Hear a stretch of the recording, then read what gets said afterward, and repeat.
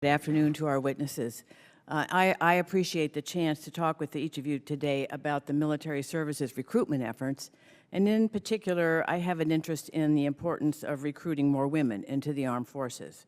Readiness depends and meeting all the needs that you all have depends upon the ability of the services to take advantage of the talent pool across all segments of society, and this is particularly true when it comes to leveraging the talents of women as they constitute half of our citizenry and are proportionately underrepresented in all the services. So with this in mind, I'd like to ask all of you, the most recent report of the Defense Advisory Committee on Women in the Service, DACOWITS, notes that some of the services have instituted, quote, credible, meaningful accession goals for women, unquote, in connection with integration of women into previously closed combat arms, military occupational specialties, and units.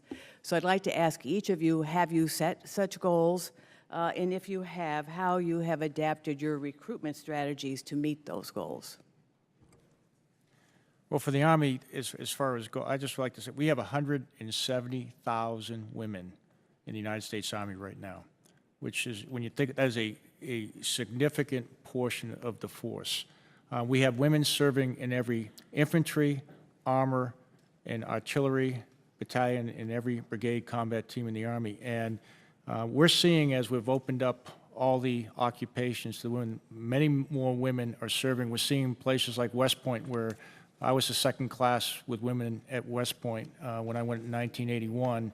We're running probably 5 or 6%. We're seeing rates of 24% in the classes coming in. So we're seeing an increase. We have not set exact goals, but in the field and at recruiting, we are actively recruiting women, and we need to, because they're high quality. And as we grow the Army, we are not going to reduce the standards. So we need high quality women and high quality everyone that come into the Army. Admiral Burke. Yes, ma'am. Today, the Navy is at 18% women. The last 3 years, we've exceeded 25% women enlisted accessions. This last year was almost 27%. The Naval Academy graduating class this year will be almost 27%. For us, it's become a readiness issue with technical graduates, numbers of women with technical degrees growing, and the number of technical degrees that we rely on to do the jobs that we have in the Navy. So it's an increasing readiness issue. We've drastically increased the mixed gender representation in our recruiting material. Last year, that included shifts in what we do for special warfare, and including things that we do out in the field when we represent what we call our Warrior Challenge rating. So that's SEALs, Special Warfare Combat Crews, EOD divers. And then we send out a lot of female representatives for public events and things of that nature. And then the submarine force as well. We're doing quite well in that area. So progress. And then in terms of what roles we're moving those women into, which occupational specialties or ratings, as we call them in the Navy, we're moving them into fields that had been traditionally underrepresented by women, increasingly moving them into technical fields, and increasingly, they're becoming increasingly comfortable in those fields that had been previously underrepresented by women. So we need them in those fields. We need them to do those jobs. General Brilakis. Representative Tsongas, thank you. We have no specific quota for women other than more. Right now, the Commandant has put us on a trajectory to increase the number of females represented in the Marine Corps. The initial goal is 10%. That's maximizing the existing infrastructure that we have for our recruit training. I owe him an answer at the end of the summer on a plan to go to the next particular level as far as that goes.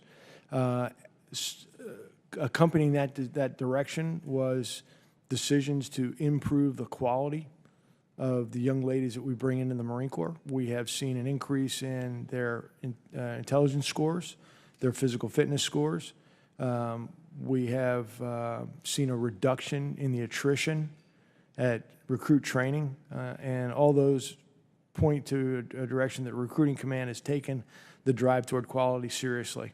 I think your question was really kind of focused on quotas in the integration of our previously closed units. We don't have any quotas. We don't have quotas for our male Marines. Every individual that comes in to join the Marine Corps, we ask them what they want to do, and we try and fit that to what they're trying to aspire to. And General, do I have a few minutes for General Grasso to answer, Mr. Chairman? Yeah. Ma'am, we do have applicant goals for both the Academy and for ROTC. Obviously, that doesn't mean they get assessed, and we have seen the number of women going increasing due to those applicant goals. But we do have women in almost every skill in the Air Force, with the exception of those we just opened, our high-end battlefield airmen, and we do targeted recruiting for women across all of our skill sets. Thank you.